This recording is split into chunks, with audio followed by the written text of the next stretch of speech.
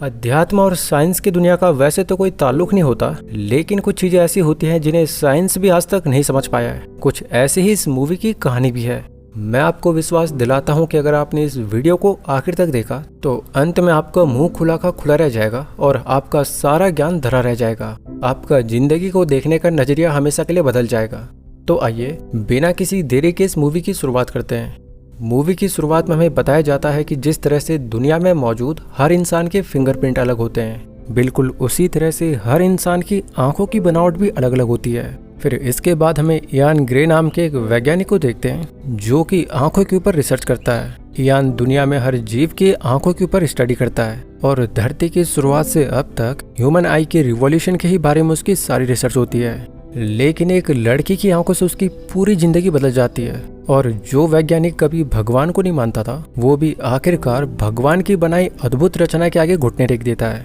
कहानी की शुरुआत वर्तमान समय से 8 साल पहले होती है, जब इयान 26 साल का था और वो एक PhD स्टूडेंट था। इयान एक पार्टी में होता है जहाँ पर उसे काफी बोरियत आती है, तो वो मूड को फ्रेश करने के लिए ऊपर छत में जाता है। छत में उसे एक लड़की दिखाई पड़ती है जिसने कि अपने पूरे फेस में मास्क पहना हुआ है। इयान उससे बातें करने लगता है और वो लड़की उसे बताती है कि यहाँ पर वो चांद को देखने आई थी, जो कि आज काफी खूबसूरत लग रहा है। इयान उसके चेहरे को तो नहीं देख पाता, लेकिन उस लड़की की आंखें उसे काफी अट्रैक्ट करती हैं। इसलिए वो उस लड़की से उसके आंखों की पिक्चर लेने की इजाजत मांगता है, जिसके लिए वो लड़की मान भी जाती है। इयान उसकी आंखों की फोटो क्लिक करता है और फिर वो लड़की यहाँ से नीचे पार्टी में आ जाती है। इयान भी उसके पीछे पीछे पार्टी में जाता है और ये दोनों वॉशरूम में इंटीमेट हो जाते हैं। वो लड़की अब यहाँ से निकल जाती है कि तभी इयान को होश आता है कि उसे ना तो उसका नाम पता है और ना ही एड्रेस। इयान बाहर आकर उस लड़की को ढूंढने लग जाता है, लेकिन वो लड़की उसे कहीं पर भी नहीं मिलती। अब इसके बाद की सीन में हमें इयान की लैब दिखाई जाती है, जहाँ पर वो और उसकी टीम एक चूहे की आंखों पर एक्सपेरिमेंट कर रहे होते हैं।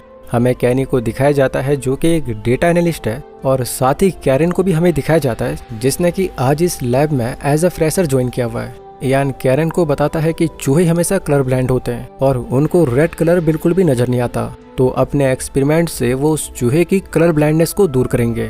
इयान फोटो पिगमेंट प्रोटीन उस चूहे में इंजेक्ट करता है, जिसके बाद वो देखते हैं कि उस चूहे की आंख एनिमेटेड वीडियो में रेड कलर को भी ट्रैक कर पा रही थी, यानी कि वो माउस बिल्कुल भी कलर ब्लाइंड नहीं रहता। इससे कैरन यहाँ पे इयान से काफी इम्प्रेस हो जाती है। इयान बताता है कि उसके अंदाजे से आज एक इंसान की आंख में 12 वर्किंग पार्ट्स होते हैं, जबकि एक समय पर इंसान की आंख में सिर्फ एक ही वर्किंग पार्ट हुआ करता था। लेकिन इवोल्यूशन के चलते ये वर्किंग पार्ट बढ़ते गए और आज ह्यूमन आई को समझना काफी मुश्किल हो गया है। इयान ने कई जानवरों की आंखों पर रिसर्च करी है, लेकिन ह्यूमन आई सबसे ज्यादा कॉम्प्लेक्स होती है। कैरन यहाँ पे इयान को बताती है कि क्यों ना वो बिल्कुल जीरो से इसकी शुरुआत करे। जब ह्यूमन आई में एक भी वर्किंग पार्ट नहीं रहा होगा, तभी जाकर वो ह्यूमन आई के ओरिजिन को समझ पाएंगे। लेकिन अब ह्यूमन आई म्यूटेट होकर बहुत ज्यादा इवॉल्व कर गई है, तो अब उन्हें किसी ऐसे ऑर्गेनिज्म को पकड़ना होगा जिसकी अभी आंखें बिल्कुल नहीं होती। इयान बताता है कि जिस भी ऑर्गेनिज्म में आंखें नहीं होती है उनमें PAX6 जीन भी नहीं होता, जिससे अगर वो उस ऑर्गेनिज्म को आंखें भी दे दे तो उसके आने वाली जनरेशन बिल्कुल बिना आंखों के ही पैदा होगी। लेकिन कैरन कहते हैं कि किसी तो नॉन सीइंग ऑर्गेनिज्म में PAX6 जीन जरूर मौजूद होगा और उन्हें बस उसी ऑर्गेनिज्म को ढूंढना है। दोस्तों, PAX6 जीन के बारे में बस आप इतना जान लीजिए कि ये वही जीन होता है जिससे आपके पेरेंट्स के कुछ लक्षण आप में भी हो जाते हैं। PAX6 जीन वही जीन है जिसकी वजह से आप मेरे इस वीडियो को अभी देख पा रहे हो, क्योंकि PAX6 जीन का आपकी आंखों के निर्माण में बहुत बड़ा योगदान होता है। खैर, रात के समय इयान जब कैनी के साथ बैठा होता है तो वो उसे भी उस रात पार्टी वाली लड़की के बारे में बताता है, जिसकी उसने तब फोटो भी क्लिक करी थी। और उस लड़की की आंखें आज तक इयान द्वारा रिसर्च की गई आंखों में से सबसे यूनिक होती है और वो अपने कैमरे में रोज उन्हीं आंखों को देखते रहता है। इयान उस लड़की से दोबारा मिलना चाहता है, लेकिन ना तो उसे उसका नाम पता है और ना ही उसका एड्रेस। अगले दिन वो सुबह शॉप से कुछ सामान लेता है और जब वो बाहर खड़ा होता है तो हर जगह उसे 11 लिखा हुआ नजर आता है, जैसे कि उसके सामान का बिल $11 होता है। टाइम भी 11:11 और 11 सेकंड हो रहा था और साथ ही साथ आज की डेट भी 11 थी, मंथ भी 11वां था। तो वो इसे यूनिवर्स का साइन मानकर वो इसी टाइम आने वाली एक बस में चढ़ जाता है। उसे कुछ भी नहीं पता कि उसे आखिर जाना कहाँ है कि तभी कुछ देर बाद बस में एक डॉग उसके ऊपर भौंकना शुरू कर देता है और इयान ये सारा समझ वो वहीं पर उतर जाता है। उतरते साथ ही वो अपने सामने एक बिलबोर्ड को देखता है जिसमें कि एक आंख की पिक्चर लगी होती है। यान देखते ही ये समझ जाता है कि ये उसी लड़की की आंखें जो कि उसे उस रात पार्टी में मिली थी। वो जल्दी से लैब में आकर उस बिलबोर्ड पे लगे ऐड को सर्च करता है और अब उसे पता लगता है कि उस लड़की का नाम सोफी है और वो मॉडलिंग करती है। किसी तरह से वो सोफी का एड्रेस भी निकाल लेता है। एक दिन यान जब ट्रेन में होता है कि तभी वो देखता है कि उस डिब्बे में सोफी भी बैठी हुई है। वो सोफी के पास जाता है लेकिन सोफी अगले ही स्टेशन पे उतर जाती है। यान भी उसके पीछे पीछे ट्रेन से उतर जाता है और वो सोफी का पीछा करने लगता है। सोफी भी उसे पहचान जाती है और वो उसे किस कर लेती है। ये दोनों एक पास के रेस्टोरेंट में जाते हैं जहाँ पर एक दूसरे को जानने की कोशिश करते हैं। यान सोफी को कहता है कि उसने पहली ही मुलाकात में उसे किस कर लिया था, जो कि एक काफी अजीब बात है। तो फिर यहाँ पे सोफी उसे बताती है कि उसने यान को देखकर ऐसा लगा था कि जैसे वो उसे पिछले जन्म से जानती हो, इसीलिए उन सब के बीच वो सब हो गया था। यान सोफी की इस बात पर कहता है कि वो एक साइंटिस्ट है और वो पुनर्जन्म जैसे किसी भी कहानी पर विश्वास नहीं करता। आगे सोफी बताती है कि वो अर्जेंटीना में पैदा हुई थी लेकिन बचपन में वो अपनी दादी के साथ फ्रांस आ गई थी। यान उसे उसके माता पिता के बारे में पूछता है लेकिन सोफी उसकी इस बात को टाल देती है। यान भी उसे अपने बारे में बताता है कि वो एक साइंटिस्ट है जो कि आंखों के ऊपर रिसर्च करता है और सोफी की आंखें आज तक जितनी भी आंखें उसने रिसर्च करी है उन सब में यूनिक होती हैं और सोफी की जितनी प्यारी आंखें उसने आज तक नहीं देखी। यान उसे बताता है कि दुनिया कहती है कि हमारी आंखें हमारी आत्मा का रास्ता होता है और ये भगवान की सबसे जटिल और इम्पोर्टेंट क्रिएशन होती है, लेकिन वो नॉन सीइंग ऑर्गेनिज्म को आंखें देखकर इस धारणा को मिटा देगा क्योंकि यान के विचार से भगवान और कुछ नहीं बल्कि हमारे ही दिमाग की क्रिएशन है। इसके बाद यान सोफी को अपने घर लाता है और ये दोनों फिजिकल हो जाते हैं। इसी दिन शाम को जब ये दोनों घूम रहे होते हैं तो इन्हें एक सफेद मोर नजर आ जाता है, जिसको देख सोफी कहती है कि इंडियन मैथोलॉजी में सफेद मोर आत्मा का प्रतीक होता है, लेकिन यान कहता है कि ऐसा कुछ भी नहीं होता बल्कि उसमें मेलेनिन और पिगमेंट की कमी होती है जिसकी वजह से उसका रंग सफेद हो जाता है। यान भगवान को बिल्कुल भी नहीं मानता लेकिन सोफी भगवान में बहुत विश्वास रखती है, लेकिन विषम परिस्थितियों में ये दोनों अब रिलेशनशिप में आ जाते हैं। एक दिन सोफी सीरियस होकर यान से कहती है कि उसकी जब मौत हो जाएगी तो सनातन धर्म के जैसे वो उसकी बॉडी को जला दे क्योंकि उसे एक ताबूत के अंदर बंद रहना नहीं पसंद है। जिसपे यान भी मजाक में उसे बताता है कि फ्यूचर में एडवांस टेक्नोलॉजी अगर आएगी तो वो उसे ताबूत से निकालकर फिर से जीवित कर सकता है, लेकिन सोफी इसके लिए मना करती है और उसे प्रॉमिस करने को कहती है कि वो उसकी बॉडी को जला देगा और सोफी अपने अगले जन्म में फिर से उसका इंतजार करेगी। यान अब सोफी के घर में शिफ्ट हो जाता है। सोफी उसे एक दीवार पे लगी एक तस्वीर को दिखाती है जो कि स्पिरिट वर्ल्ड का प्रतीक होती है। सोफी उसे बताती है कि ये तस्वीर जब बनाई गई थी तो तब विचित्र तरह से उसकी आंखें चमक उठी थी और आज तक उसकी आंखें बिल्कुल रियलिस्टिक लगती हैं। लेकिन यान ये देख के बिल्कुल शौक नहीं होता। वो कहता है कि ये आज के वक्त हर कोई फोटोशॉप से बना लेगा। सोफी के घर में हम एक भगवान श्री गणेश की मूर्ति भी देखते हैं, जिससे हमें पता लगता है कि सोफी इंडियन मैथोलॉजी से काफी जुड़ी हुई थी। वो भगवान पे भरोसा करती है लेकिन यान भगवान को बिल्कुल भी नहीं मानता। इसी रात यान सोफी को शादी का प्रपोजल देता है जिसको सोफी एक्सेप्ट कर लेती है। दूसरे दिन ये दोनों मैरिज कोर्ट पहुंचते हैं, लेकिन इन्हें वहां जाकर पता लगता है कि शादी के 24 घंटे पहले इन्हें पहले रजिस्ट्रेशन करवाना पड़ता है, तभी जाकर इन दोनों की शादी होती। लेकिन सोफी कहती है कि भले ही आज उनकी शादी नहीं हो पाई लेकिन हमारी आत्माएं एक दूसरे के बंधन में हमेशा के लिए बंध चुकी हैं। इसी पल यान को लैब असिस्टेंट कैरन का उसे कॉल आता है जो कि उसे खुशखबरी देती है कि उसने एक ऐसी प्रजाति के केचुए ढूंढ निकाले जिनकी बिल्कुल भी आंखें नहीं है लेकिन उनमें पैक6 जीन भी मौजूद है। यान ऐसा सुनते ही खुशी के मारे झूम उठता है क्योंकि पैक6 जीन की मदद से वो उस ऑर्गेनिज्म को आंखें दे सकते हैं। यान पूरी दुनिया को ये बताना चाहता है कि आंखें कोई भगवान की रचना नहीं होती बल्कि ये मानव शरीर के विकास का महज एक पार्ट होता है। यान सोफी को लेकर अपने लैब में आ जाता है और सोफी की मुलाकात वो कैरन से करवाता है। यान और कैरन अपने इस एक्सपेरिमेंट को लेकर काफी खुश होते हैं, लेकिन सोफी लैब में पड़े जानवरों को देख के दुखी हो जाती है। सोफी यान को बताती है कि वो प्रकृति की बनाई चीजों के साथ खिलवाड़ नहीं कर सकता क्योंकि उस ईश्वर ने हर एक चीज को एक खास मकसद के लिए बनाया हुआ है। लेकिन यान उसे समझाता है कि वो उन जीवों को मार नहीं रहे हैं, वो तो बस उनके ऊपर एक्सपेरिमेंट कर रहे हैं और वो उस विचित्र प्रजाति के केचुए को आंखें देने का काम शुरू करेंगे। लेकिन सोफी फिर भी यान से नाराज रहती है। कैरन देखती है कि सोफी बिल्कुल चुपचाप बैठी हुई है तो वो चुपचाप यहाँ से छुट्टी लेकर निकल जाती है ताकि ये दोनों आपस में टाइम को स्पेंड कर पाए। यान सोफी को समझाता है कि जैसा वो सोच रही है वैसा कुछ भी नहीं होता, भगवान जैसी कोई चीज नहीं होती, और वो तो उस ऑर्गेनिज्म को आंखें देखकर उसका ही भला कर रहे हैं। इयान सोफी को किस करने की कोशिश में उसके हाथ से एक एसिड लिक्विड उसके ऊपर गिर जाता है जो कि उसकी आंखों के अंदर चले जाता है। सोफी फटाफट से कैरन को कॉल कर यहाँ पे बुलाती है और कैरन इयान की आंखों पे पट्टी कर देती है। इयान को अब सोफी ऐसे ही बंद आंखों की पट्टी के साथ अपने घर ले जाने लगती है। लेकिन जब ये दोनों लिफ्ट में होते हैं तो तभी लिफ्ट की वायर टूट जाती है और एलिवेटर बीच में अटक जाता है। सोफी देखती है कि लिफ्ट के जरा सा ऊपर जाकर एक फ्लोर है, तो सोफी ये बात इयान को बताती है। इयान सोफी को कहता है कि वो ऊपर फ्लोर पर चढ़ जाए, लेकिन सोफी कहती है कि पहले वो ऊपर चढ़े, फिर वो उसका हाथ खींचे और वो भी ऊपर आ जाएगी। इयान किसी तरह मशक्कत करने के बाद ऊपर फ्लोर पे चढ़ जाता है और वो सोफी को भी ऊपर खींचने लग जाता है, लेकिन तभी इसी पर लिफ्ट की सारी वायर्स टूट जाती है। इयान सोफी को ऊपर खींच लेता है। इनफैक्ट उसे लगता है कि उसने सोफी को ऊपर खींच लिया है, लेकिन अगले ही पल उसे महसूस होता है कि उसके हाथों में सिर्फ सोफी का धड़ यानी कि ऊपर का शरीर ही आया है, जबकि नीचे का हिस्सा कट गया होता है। सोफी इयान की बाहों में ही मर जाती है और इयान ये देख जोर जोर से रोने लग जाता है और इस तरह इन दोनों की प्रेम कहानी यहीं पे खत्म हो जाती है।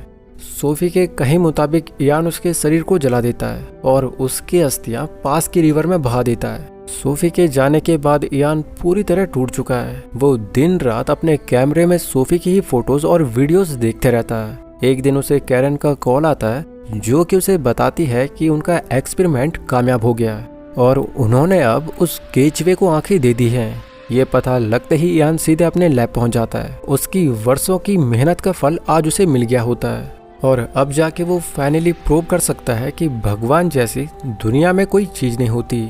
लेकिन इयान अब भी सोफी की यादों में ही फंसा हुआ है, तो फिर इयान को दुखी देख कैरन उसे किस कर लेती है और यहीं से कैरन और इयान का रिलेशन शुरू हो जाता है। कैरन इयान को शुरू से ही काफी पसंद करती थी, लेकिन वो कभी भी आज तक ये बात उसको नहीं बता पाई। अब समय यूं ही बीतता जाता है और हमें 7 साल के बाद का समय दिखाया जाता है, जब इयान एक बहुत ही सफल वैज्ञानिक बन चुका है और वो टीवी पर भी आने लगा है। इयान के वर्षों की रिसर्च आज कई नॉन सीइंग ऑर्गेनिज्म को आंखें प्रदान कर पा रही है। इयान ने इसके ऊपर एक बुक भी पब्लिश कर दी है और उसकी पत्नी कैरन अभी प्रेग्नेंट होती है।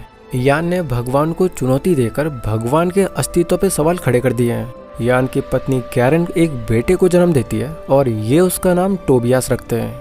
अब आज के समय में जिस तरह से हमारे फिंगरप्रिंट रजिस्टर होते हैं, उसी तरह से आंखों का भी आइरिस स्कैन कर रजिस्ट्रेशन किया जाता है। लेकिन जब टोबियास का रजिस्ट्रेशन किया जाता है तो डॉक्टर को पता लगता है कि टोबियास की आंखों का आइरिस स्कैन पहले से किसी ने रजिस्टर किया हुआ है और यह iris scan registration Paul Edgar dairy के नाम पे आता है। डॉक्टर ये देख शॉक हो जाते हैं, लेकिन उनको लगता है कि शायद से सिस्टम में कोई ग्लिच आ गया है, इसीलिए वो टोबियास की आंखों का आइरिस स्कैन उसी पर रजिस्टर कर देते हैं। अब कुछ महीनों बाद हमें दिखाया जाता है कि इयान को डॉक्टर सिमंस का एक कॉल आता है जो कि उसे बताती है कि वो उसके बच्चे का एक टेस्ट लेना चाहते हैं, जिसके लिए उन्हें एक बार अपने बच्चे को लेकर हॉस्पिटल आना पड़ेगा। इयान और कैरन बच्चे को लेकर हॉस्पिटल जाते हैं और डॉक्टर टोबियास का एक सिंपल सा टेस्ट लेती है, जिसपे टोबियास को उसके आगे स्क्रीन पर रैंडम फोटोग्राफ्स दिखाए जाते हैं, जिसमें डेयरी फार्म, डॉग, वुमेन और भी कई सारी पिक्चर टोबियास को दिखाई जाती है। लेकिन हैरानी तब होती है जब एक डॉग की पिक्चर को देख टोबियास हंसने लग जाता है, तो वहीं एक औरत की फोटो को देख वो रोना शुरू कर देता है।